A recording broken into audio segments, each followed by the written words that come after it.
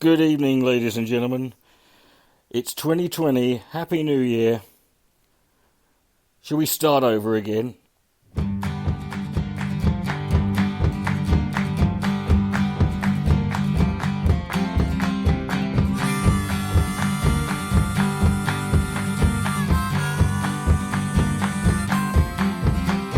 I woke up this morning with a head full of Oh, I've brought it back. Sneaking suspicion that the end is coming soon. So I pulled back the curtains and I looked Clap out along the at home, window, you remember the words. only to discover that my fears are coming true. Yeah, it's true.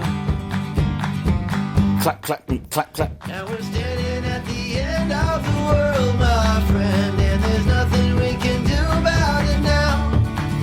Yeah, we're standing at the end of the world, my friend. Gonna watch it all burn down.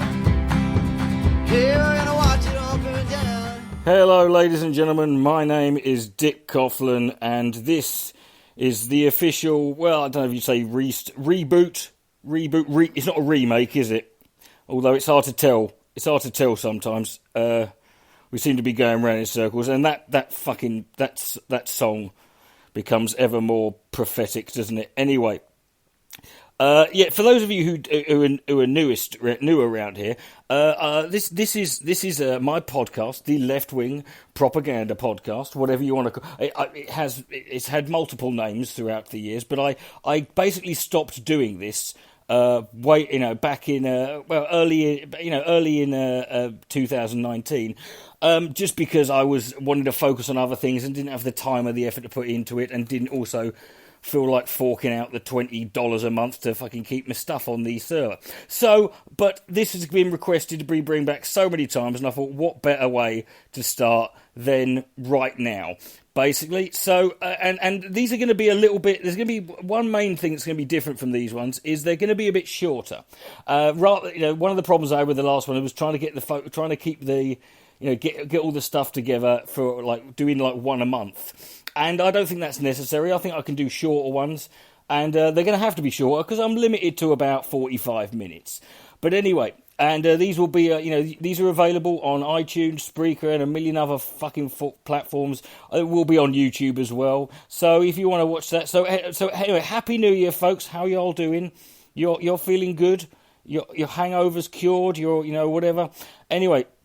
So, so what should we get? Well, I think it's important. It's the 1st of January. Not much has happened so far. It's not even gone midday here in the UK at the time I'm recording this.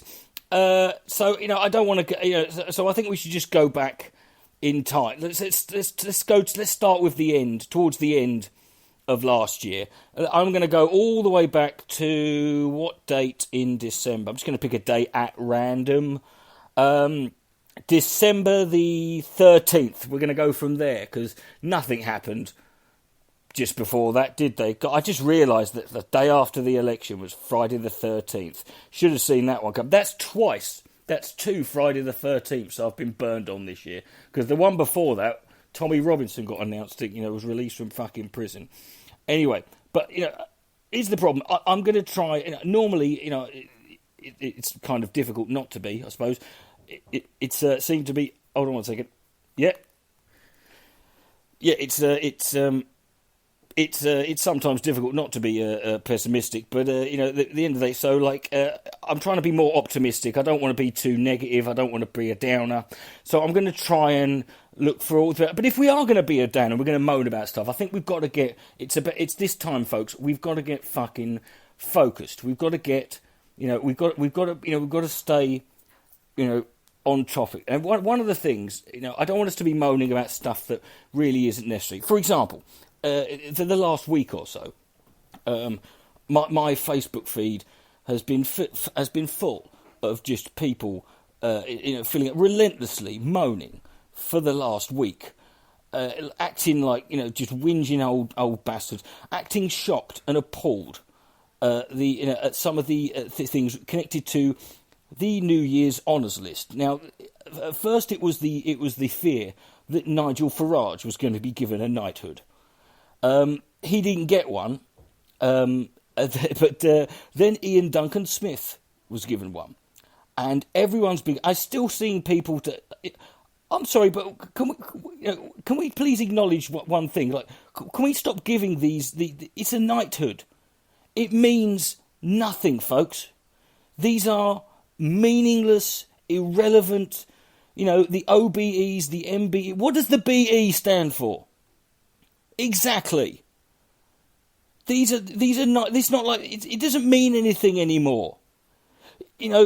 People seem to forget. People seem to think this is Ian Duncan Smith. Ian Duncan Smith, obviously horrific.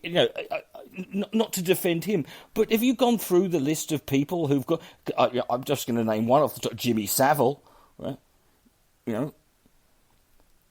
Just off the top of my head. Do you know we also give? The best one is to go through the list of people who've got honorary knighthoods, because obviously we can't give official, because obviously we can't give an official knighthood, which is obviously worth fuck all, right? So we give honorary knighthoods, which are worth literally even less than fuck. I don't know. It's an honorary title of fuck all, right? Some of the people who've got honorary knighthoods, Rudolph Giuliani. Yeah, Rudy Giuliani. Did you know that Rudy Giuliani is an honorary Knight of the Realm, right? And here's another one, Robert Mugabe, right? Now, Ian Duncan Smith is awful, but is he on the level of Robert Mugabe or even Jimmy Savile? I don't fucking think so. But you know what? Farage didn't get a knighthood, but if he did, do you know what? For all his many flaws and failings and as unpleasant a character it is, do you know what? I wouldn't. It is the perfect, thing for him, a knighthood, because it's totally meaningless. It is something that is steeped. We don't need to do it anymore. We could do something else. We're giving out awards these used to mean something. These used to be relevant to some degree. They're not anymore. They don't mean fuck all. They're just throwbacks to a time when this country was something completely different. When the B and the E of all these things actually meant anything. But it doesn't mean anything. And you know what? Nigel Farage, whatever you want to think about him, he had a dream. He had a vision. And he spent 25 years doing what he could to achieve that. Whether you like it or not, and I obviously certainly don't. So, you know what, fuck it. I'm not going to bear him no ill will on that. Fuck it, give him a knighthood. Why not? Just stop going on about these things don't mean anything. I know it's great when, and then you got people fucking going, I sent mine back. I don't care. You're in the same fucking position. What do you gain from having? Yes, you get to put it on your business cards, I suppose, but what actually do you get from this? These things are fucking irrelevant. But anyway, going back to, again, the election, it's very difficult, I suppose, from my perspective, to try and find positivity to be drawn out of that election. But I'm gonna try, and here's one for you. Anne Widdecombe, who, with the awful woman. Yes, Anne Widdecombe. As I've said before, there are two facts about Anne. Two things you need to know about Anne Widdecombe. She proudly boasts and likes to talk about how she has never had sex in her entire life. And you know what? No one has ever questioned her on that one. No, no one's ever been sceptical. It's the only thing that woman has said that we can take at her word. But she was running for the Brexit Party in Plymouth, Sutton, and Devonport, and she suffered what was described as a humiliating defeat to a guy by the name of, what was he fucking Labour MP Luke Pollard. And the reason it was considered humiliating, I mean, apart from the fact he trounced her almost 10-1, but the fact is he's not only with the Labour Party, he was not only a Remainer, but he's gay. So Anne Widdecombe lost to a gay man. In fact, she lost 10-1. So 1 in 10 voters is an Anne Widdecombe. That's actually statistically, massively ironic, isn't it? And of course, Anne Widdecombe. The reason, for those who don't know, Anne Widdecombe has always had some, shall we say, just extreme views when it comes to homosexuality. She as recently as a few months ago, literally said that she hopes that science can find a cure for homosexuality. Yeah, she hopes it can find a cure. So she views it as a disease. And the other thing, what was the other thing? Oh, she's also said before she said in a 2012 article, she thinks it's unfortunate that gay conversion therapy is denied to unhappy homosexuals, for them to become happy heterosexuals. Because if there is anyone better, if there is anyone out there who is a better walking advert of a happy heterosexual, it's Anne fucking Widdecombe, isn't it? I mean, because you're going to look at Anne Widdecombe and think, yeah, I don't care how bad things are going for you, as a gay person, as any person, There'd be fucking barnyard animals on the list of things you want to try before that. Anyway, going through. So let's look at some other stuff. I did think this was wonderful. I was, because obviously one thing that's predominant throughout the entire, for the last 2 weeks of any year, is countdowns in everything. It's the top 10 this, the top 50 that. But of course we're now going through a decade. So there's now you've got top 50 and 110 of the decade. But I did think this was fantastic. I was reading the Guardian. The Guardian newspaper did a top 50 best TV shows of 2019, and I can't even remember what fucking one. But what I do know is number 21 was Prince Andrew being interviewed on BBC Two.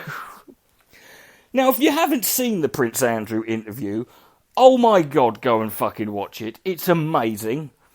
It's just like, it's just like, why did you just sit there and think, this was voluntary. You chose to do this. Now, obviously, I don't need to go into, I'm assuming I don't need to go into the scandal as to why he was being interviewed. But it was that one interview was voted was put as number 21. It beat Game of Thrones, Stranger Things. It beat fucking BoJack Horseman. It beat anything. Number 21. And so for that alone, fair play, Andrew. I mean, for you to be able to top that, for you to be able to beat, to see off that competition. Anyway, so in the run-up to Christmas, these are just going to be some random bits and pieces, as usual. These are, as is usual, the stories I look at are the ones you went through. Now, this was an interesting one, because one thing you see less of nowadays, and to be fair, this is one of the things, this is partly because of Donald Trump. This is one sort of inadvertent, because he was desperate to try and claim that he'd achieved anything.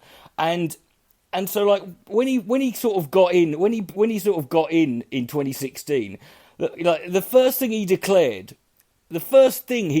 was that that he'd won the war on Christmas, and that the war on Christmas was over, which is great for him, but unfortunately it's not great for all those people who want to pretend that there ever fucking was a war on Christmas in the first place. Because because you can't do it now, can you? You can't, you can't mention, because the odds are the people who think that who used to pretend there was a war on Christmas are the kind of people who are going to be fucking Donald Trump supporters, and you don't want to deny, so by acknowledging there is one, you're denying, you are therefore denying the fact that it's, it's there. So you've now got to go, they've got to find other angles. Now, in all fairness, this didn't happen in America. This was in Australia with a woman who I'd never heard of by name. Her name's Prue McSwain. But this was a tweet she sent out on the 16th of December, and she's some miserable old fucking, old dusty, wrinkled, minged old bitch who's fucking with self-exploding cork-line fucking leggings on. Who just, she's basically just your sort of, Piers Morgan, but with an Australian accent, which sounds worse, to be honest with you. But anyway, she sent this tweet out. So a 4-year-old is walking through Maya Bondi Junction, thrilled to see Santa, then realises Santa, complete with beard, is a woman. Distressed, he cries, "That's not Santa." Why are we traumatising little kids with this gender nonsense? Child abuse? You betcha. Now, first of all, I have it on good authority from several Australians that there was no Father Christmas, in that area, right? But here's the thing. First of all, I misread this at first. Now, when I first read this, I thought she was talking about her own grandchild. But no, she's just talking about a random 4-year-old. What is she doing? A 4-year-old is walking through, what, on their own? No, with a parent, right? And the kid says, "That's not Santa." Now, this might sound weird to you, folks, but back in 2001 back in the Christmas of 2001, I actually was a department store Father Christmas. Yeah, no, I'm not fucking around. Now I'm not a woman, right? But on several occasions, I encountered children who looked at me and saw through the facade. Because kids aren't stupid, and they thought, "That's not Santa." And you know what? And just like the kid said, "That's not Santa" there. And here's the thing. These kids are right. I wasn't Santa. In fact, there is nobody who you will meet who is dressed up as Father Christmas, or Santa Claus, at Christmas time, who is actually Santa. They're all equally phony. You'll also notice that this kid, who presumably doesn't exist, but let's just say for argument's sake they do. This kid, you'll notice, didn't actually say, "That's not Santa, that's a woman." She just said, "That's not Santa." So this woman is projecting in order to whinge about gender, in order just to find some angle about gender. She just has to project this onto this is child abuse, right? It's child abuse, lying to children that they're going to meet this guy who travels around, who keeps a list, and and lies to them. I highly doubt that child was traumatised, or distressed. And if he was, they're 4 years old. I'm sure they'll get over it. If you don't want children to be distressed, don't tell them about Santa Claus in the fucking first place. Because one day that kid's going to grow up and realise that not only was that Santa that he saw, not only was that Santa, not really Santa, but none of them are, because Santa Claus doesn't fucking exist. And imagine if that kid also grows up to find out that that Santa Claus is nothing more than part of a tradition, of a religion to remember something, that didn't happen for a God that doesn't exist. Then what a fucking arsehole will you feel like then? But no, that's child abuse, isn't it? And if Christians do want something to moan about, and this is quite funny, and I haven't, and I've only seen limited numbers of them, but this was a story. Apparently, China are apparently going to rewrite the Bible and the Quran to reflect socialist values. Now, I have no idea. But I do find it funny that I did see people going, "Oh, this is disgraceful. This is just rewrite." First of all, I actually saw people saying it's rewriting of history. No, it's fucking not. First of all, the Bible isn't history. Second of all, you can't sit there and complain that China is going to rewrite the Bible whilst you're sat there clutching your King James version of it.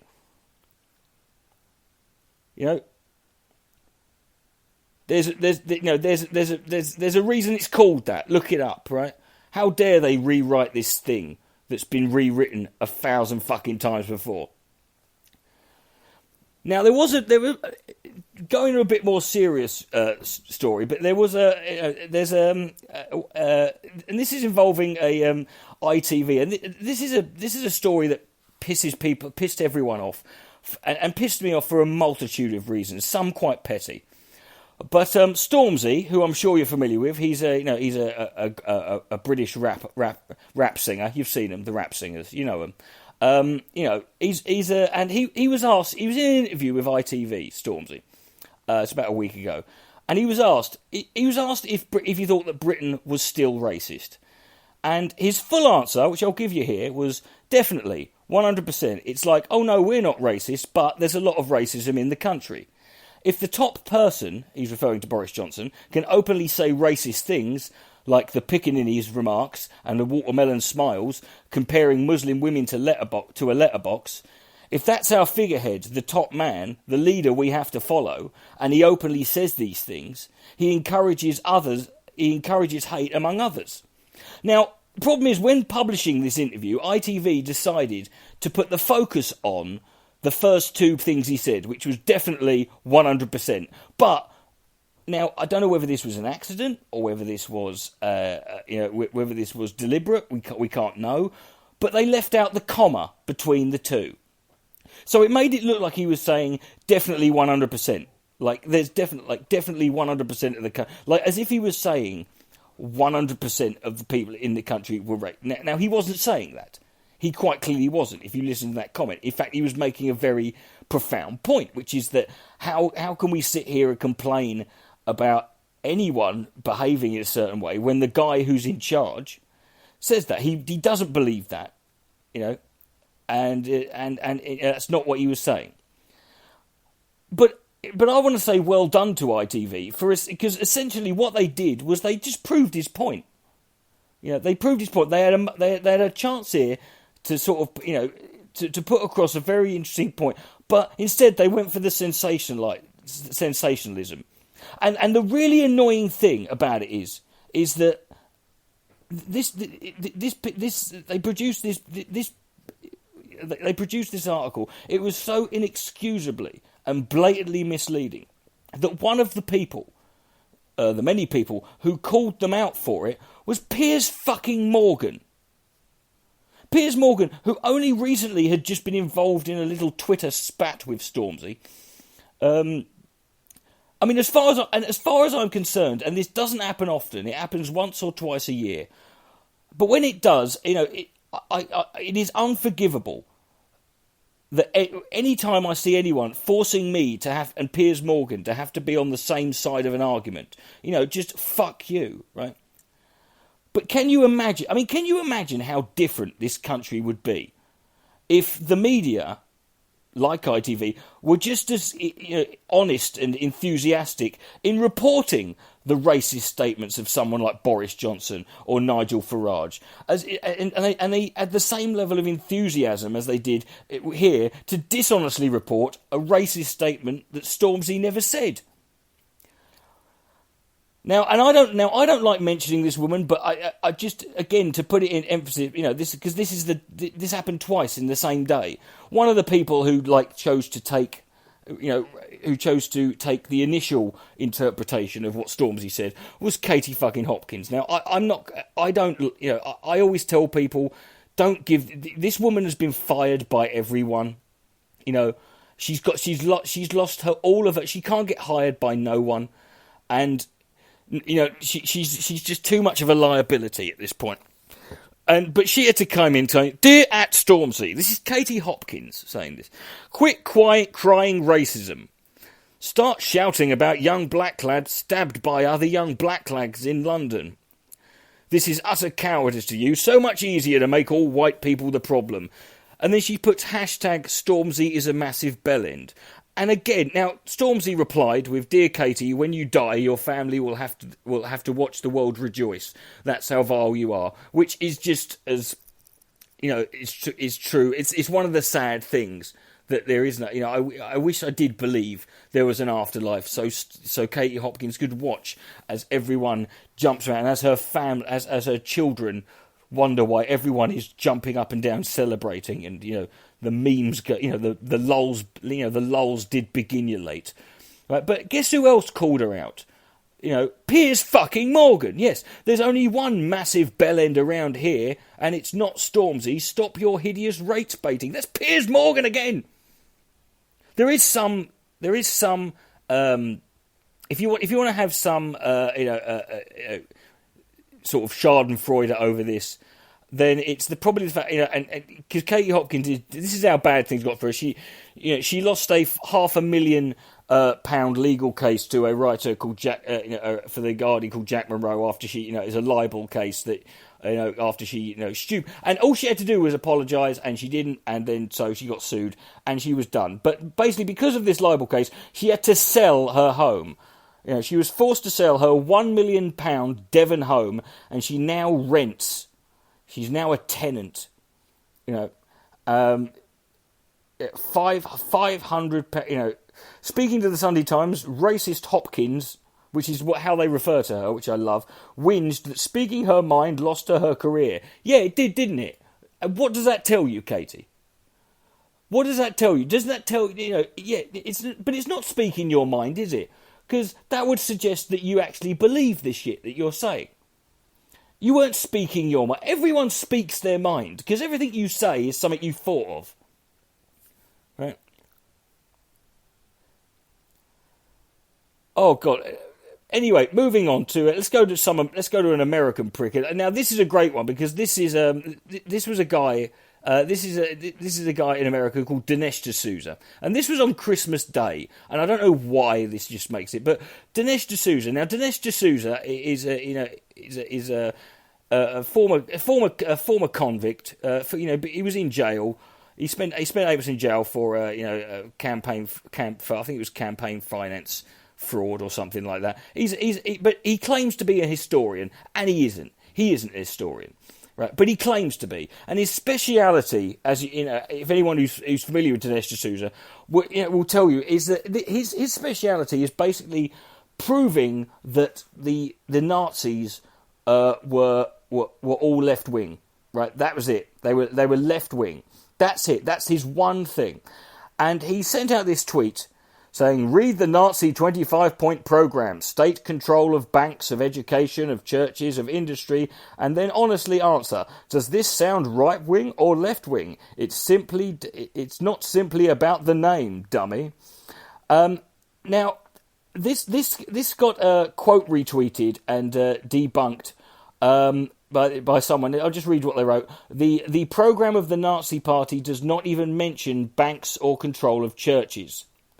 Dinesh D'Souza is actively attacking the fundamentals of what it means to research, interpret, and understand history. That was a tweet. That quote retweet that he got was from the official Twitter account for the Auschwitz Museum.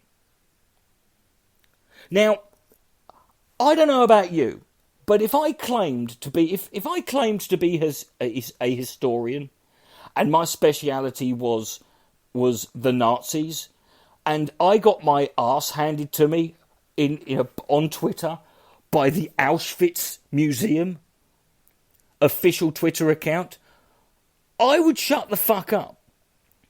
Right? It's not even the worst case of example. The best one he did was earlier this year. It was in September. When the Greta Thunberg, I don't know if it's Thunberg or Thunberg, I can't fucking remember, but she was the she was the sort of flavour of the month in terms of like, which she still is, but I mean she was the flavour of the month in terms of everyone going after her. And he had a brilliant tweet. He went and he basically took a picture of Greta Thunberg standing there with her pigtails in, and he found this picture of Nazi propaganda which had a little girl with blonde hair and pigtails holding a it's a drawing, by the way, it's not an actual picture, but he put it next to the picture of Greta Thunberg and tweeted, children, notably Nordic white girls with braids and red cheeks, were often used in Nazi propaganda, an old Goebbels technique, right? I don't know what he's suggesting. Like, one of these is actually propaganda. Like, the other one is actually a person. Right? It looks like today's progressive left is still leaning into its game of an earlier left in the 1930s. Like, so because he found a picture of a white girl with braided hair and pigtails, and because Greta Thunberg has braided hair, that's it. That's what it is. And these are the same people. And the people who buy into this shit, do you know what they are? These are the same motherfuckers who sit there and say, oh, the thing about the left is all they do is call you a Nazi and a racist. They don't have an argument. They just fucking, no matter what you do. I mean, this is a guy who's comparing Greta Thunberg to the Nazis, because she's got braided hair. Right? Now, I have been very vocal in my agreement that, yes, occasionally I do, I've more than once, and even sometimes directed at me, people are far too quick to go to the racist Nazi Hitler. God, they'll just throw it out there. It can be misused, or it can be used a little bit, people get a bit over the top. But because she's got braided hair, and it's not even comparing two people with braided hair. It's a drawing with someone with braided hair. These are the people who will tell you that, the left, all they do is compare people to fucking Nazis at any given time. You got to make, and I'm sorry, if you buy into this is a lie you've been told, right? Yeah. But if we're talking about Nazis, here's a sad story from, this is actually from, earlier this week. This was a terrified pub staff was subjected to vile insults and Nazi salutes and threats they would be attacked with a bottle. This was by a guy. This happened in Colchester, in the UK, which Colchester actually is just north of London, in a place called the Playhouse. This guy called Andrew Waters directed homophobic. A guy called Ross Frame, started shouting. And a guy called Andrew Waters joined in. They threw a homophobic slur, did a Nazi salute, and then they said, we need to get rid of all Eastern Europeans and make Britain great again. So tell me, Mr. D'Souza, who does that sound like? The guy who literally did Nazi salutes and said, make Britain great again and get rid of all Eastern Europeans. Who does that sound like? This isn't even a historical comparison. This is a contemporary one.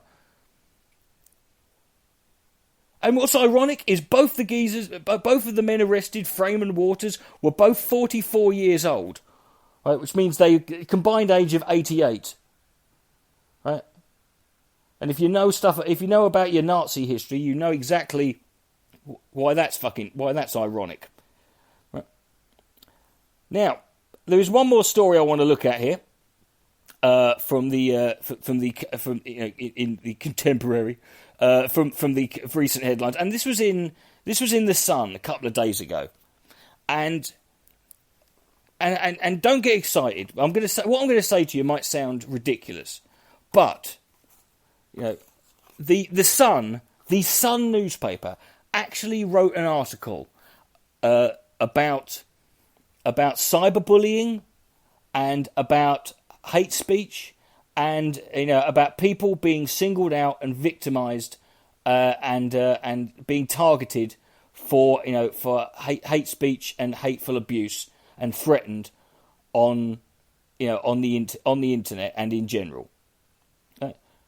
And you think, and that sounds incredible, doesn't it? But here's the headline: Feeling blue, young Tories suffer shocking racial abuse and even death threats for backing Boris Johnson. Yes, young Tories. Young Tories have revealed how they face vile racial abuse and even death threats for backing Boris Johnson. The activists as young as 18, right? So young enough for them to appear on page 3 of The Sun with their tits out. Don't act like 18 is all innocent. You can't sit there and do that when you've got on page 3 when you've got Tiffany from Essex with a with her top off in nothing but a pair of knickers on page number 3, as young as 18, are targeted by hate-filled far-left trolls. With one teen told her mum she would be drenched in pet. Listen, I want to make this clear. I am not in any way defending any form of racial abuse or death threats or threats to people online. But which isn't even as bad as it's made out. What I'm objecting to is the Sun all of a sudden caring about this and pretending that this is one of the main, like, this isn't what loads of other groups who they ignore suffer all the time, usually at the hands of fucking Sun readers, right?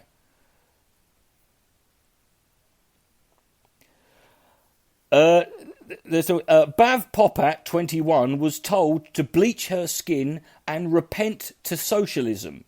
And then they show. Now, this is the thing. They then show a copy of the tweet they sent, and of the message they were sent, and it says the only thing you need now is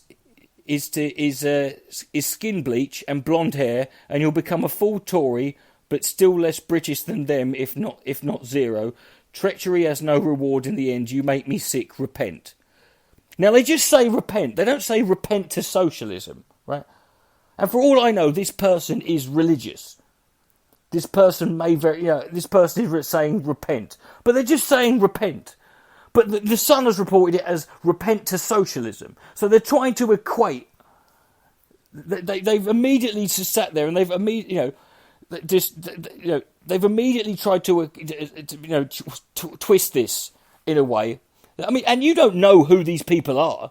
This person doesn't mention, nowhere in this fucking, does it actually show any proof who these people are. They're not even that they're far left trolls.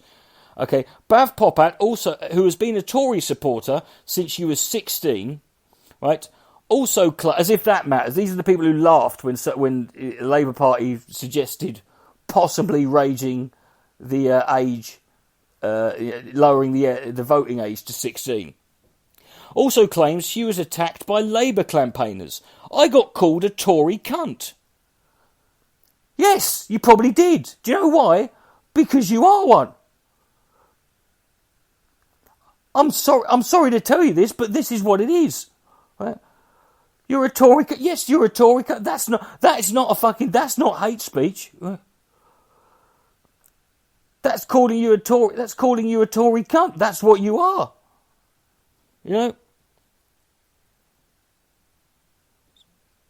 Emily Hewston, 19, became a viral sensation after she appeared on BBC Question Time, blasting Tory MPs for not getting Brexit done, back in May last year. The teenager has since become an outspoken political commentator online, campaigning for Conservative candidate Zac Goldsmith. Emily said, I receive abuse all the time. Welcome to the fucking internet. Right? A lot of people decide to target my looks.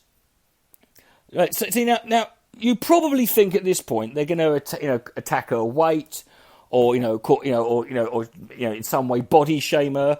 No, this is what she means by that. A lot of people decide to target my looks, saying I should stop talking about politics and stick to the Prosecco or go to Love Island instead. How is this in any way targeting? If you say you're part of the Conservative Party, there are hundreds and hundreds of trolls messaging you every day with nasty comments. And to be honest with you, words have an impact. Oh, do they? Oh, snowflake. Oh, bless you. I'm sorry. Isn't this the same? Isn't this what we get told? Haven't we been pointing this out? Haven't different minority groups been pointing this shit out for decades now? And what do we get? We get it's freedom. We get told freedom of speech. It's don't be such a snowflake. It's just this is the way it is. When Anna Sawbury was getting abuse from people, in the street, like she couldn't walk down the street and people were like hurling abuse at her, and some geezer gets arrested. You see people literally saying, well, look, this is, you put yourself out there, this is what you're going to have to tolerate, right? Words have an impact. Do they really? Do you know what else have an impact? Right, policies. Maybe you should look at did you feel that way, Emily, when the guy who's leading your party, said all that stuff about, Muslim women, says all the stuff about Muslim women, or makes his comments about gay people, or makes his comments about immigrants, or makes his little jokes about pickaninnies and watermelons.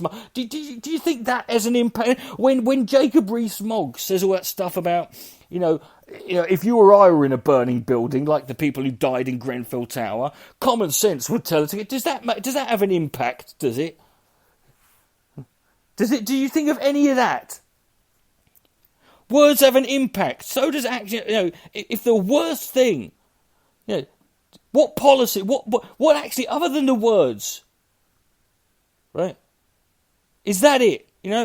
I read comments. Everybody else reads comments too, and you start to think this is horrible stuff.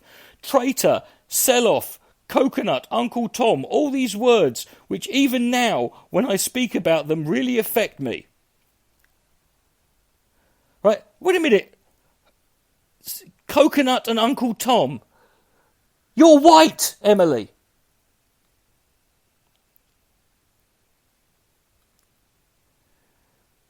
You're what? You got blonde hair. You're what Hitler dreamed of.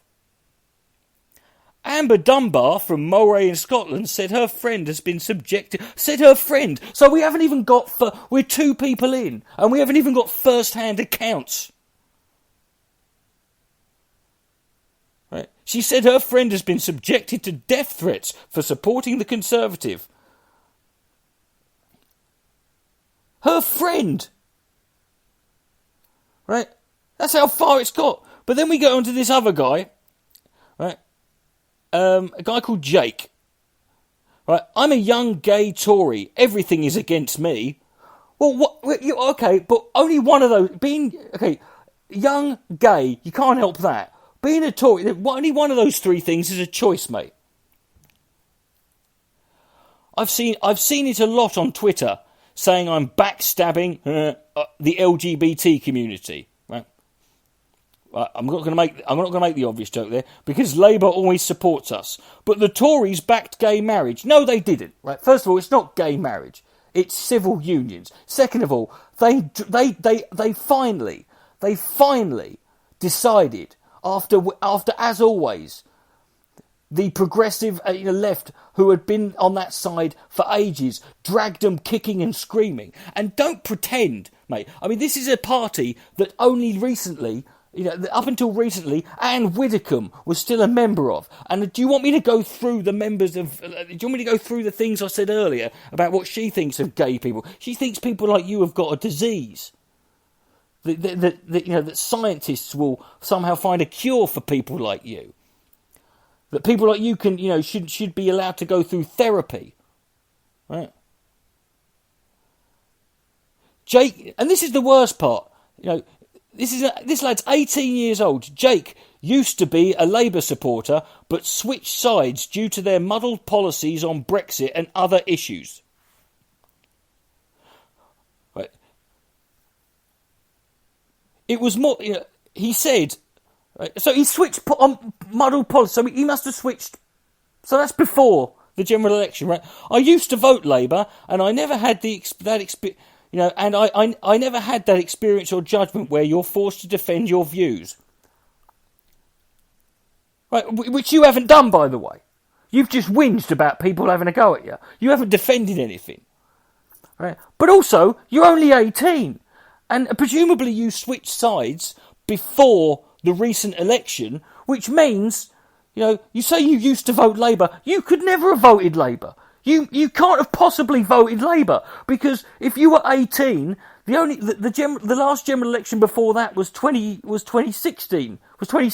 Sorry, that was the last general election, was 2017, when you would have been 16 or maybe even 15 years old.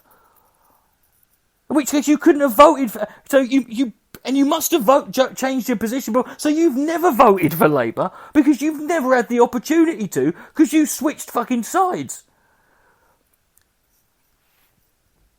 But this is it, ladies and gentlemen. And then Tory MP Andrea Jenkins said, this is honest to God, and this is a Tory MP saying this.